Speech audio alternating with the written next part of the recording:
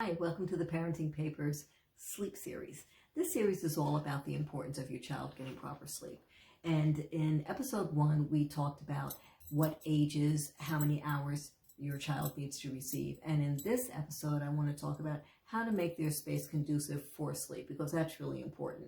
And the number one thing is you need to remove the television. If there's a television in your child's room, it needs to move out because it has no place in your child's room.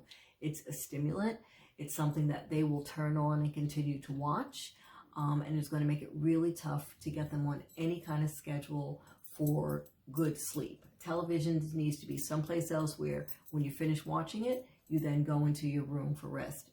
TVs don't belong in the bedroom, so that's the first thing that really needs, that you should strongly consider moving out of your child's room. Replace it with a sound machine, which are environmental sounds that are really nice and help you sleep. It might be waterfalls, it might be crickets. It's something that's really very nice and soothing to make it conducive for sleeping. Now, if you don't like the sound machine, you could try classical music. Classical music has been known to help with brain health as well. It's very soothing, and when you become accustomed to it, it really is one of the most relaxing sleeps that you're going to have. Just tuning into a classical station and having the room at a terrific temperature, it brings on great sleep. Another thing you want to think about is a humidifier. A humidifier works with whatever temperature you have in the room, but it keeps the room moist so that if you have dry heat in the room, you don't have to worry about a lot of dryness, but it really keeps the room, it keeps you very moist while you're sleeping so that you don't have to worry about dryness, and it makes for a very restful sleep. Another key thing to have in that room would be a diffuser.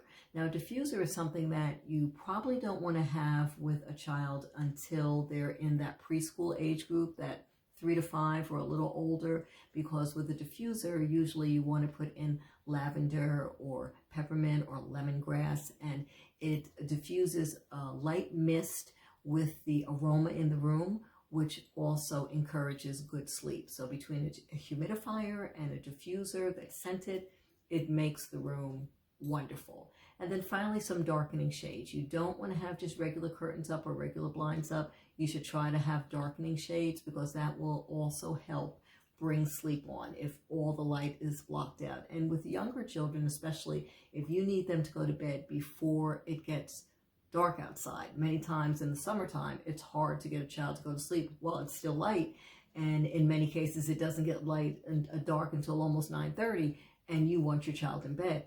If you have those darkening shades, you can stay on your routine and you can still make sure that they get in bed at a proper time and still get those needed winks in. So try those few steps and see if that helps making the room conducive for sleeping, and how much more restful you'll see that it is. Try it for yourself too. You'd be surprised how wonderful you feel.